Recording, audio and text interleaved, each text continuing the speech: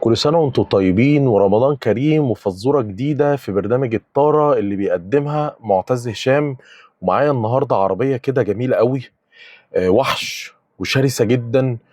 وعايز اوريها لكم كده واشوف هتقدر تقولها، تقدر تخمنها صح ولا غلط. استنى.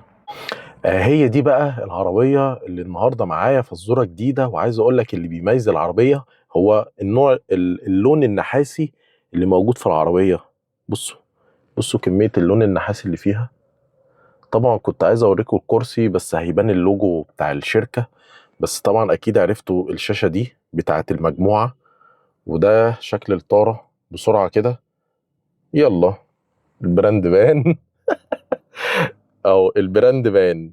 طيب خلينا نصعبها شوية. هل دي العربية اللي لسه نازلة قبل شهر رمضان، ولا العربية التانية اللي هي اختها الكبيرة؟